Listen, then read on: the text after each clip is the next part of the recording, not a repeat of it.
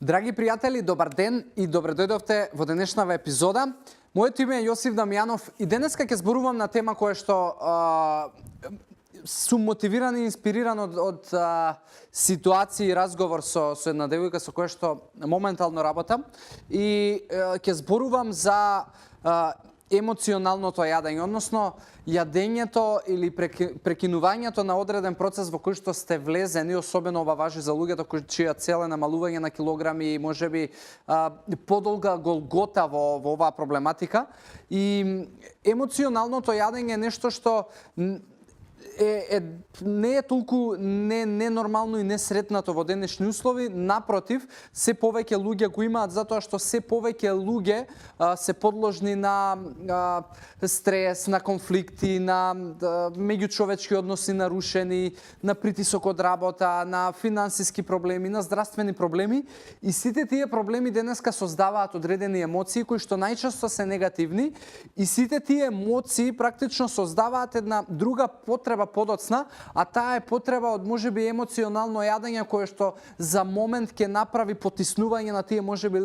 лоши емоции и ќе направи некаква гратификација или моментално задоволство, но од друга страна тоа моментално задоволство подоцна кај многу луѓе носи грижа на совест затоа што можеби посегнале по тоа моментално задоволство кое што на крај на денот сите знаеме дека е задоволство кое што ќе не чини и во изглед и во масти, и можеби во здравје ако на долго рок го практикуваме и тоа е еден затворен круг кој што едно со друго си потегнува и можеби нема крај. И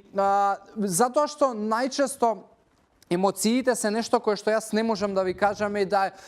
кажи си дека ти е супер, биди благодарен, биди среќен. Реално тоа ја можам да го кажам, али у секој случај ние сме луѓе и сме направени од крв и месо и емоции. Тие емоции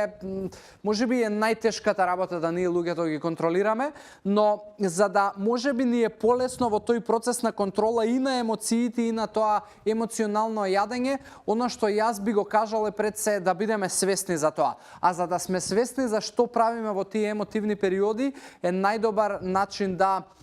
можеби водиме дневник и да запишуваме какви се нашите постапки, односно што правиме ние во денот во поглед на храна, што правиме во поглед на вода, што правиме во поглед на физичка активност, затоа што кога сме свесни и кога можеби и емотивно посегнуваме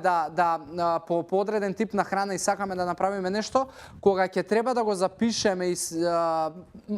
поинаку реагира мозокот и поинаку донесуваме одлуки и постапки. Сега, што можеби неколку чекори како може да си помогнете во делот доколку осетите дека сакате да посегнете по нешто висококалорично или благо и мрсно, поттикнати од лошите емоции, она што јас би го советувал и би го практикувал да можеби поразговарате со одреден ваш пријател, јавете му се, напишете имејл, напишете одредена порака, заменете таа навика која што се воспоставува едноставно на секојдневно ниво и вие како некое повторување и инерција, сменете ја со друго нешто, направете, не знам, 10 чучњеви, 10 склека, симнете се по скали, прошетете низ мало, значи, направете нешто во замена за таа навика, одете, измите се заби, истуширајте се, било што, само прекршете го шаблонот. Затоа што шаблонот е она што на крај на денот нас ни прави да сме затворени во одреден круг, кога ќе си дојдеме можеби дома и сме сами и ќе почнат да ни се појавуваат проблемите и да можеби емотивно почнуваме да влегуваме во таа дупка, шаблонски ги повторуваме истите едни работи, а тоа најчесто е јадење кај многу голем дел од луѓето. Затоа скршете го тој шаблон и скршете таа навика и пред се запишувајте што правите и ја ви гарантирам дека ќе ви помогне, затоа што на крај на денот пак ова ви го кажувам затоа што и јас сум од крв и месо и јас сум се борел можеби во одреден период од мојот живот со одредени емоции кои што ме носеле на погрешни одлуки и навики кои што ми се повторувале како шаблон секојдневно. За некој од вас е тоа јадење, за некој од вас е пушење, за некој од вас е тоа пиење. Како и да е, сите сме свесни дека тие навики секојдневно и не се баш така добри, така да не знам, ако можам некако да ви помогнам и да го индивидуализираме сето тоа, слободно контактирайте ме во приватна порака како и до сега или користете го хаштагов #AskJosif. И може би некако ќе се потрудам да ви помогнам и да ви споделам некои приказни искуства на луѓе со кои што еве до сега сум се среќавал јас.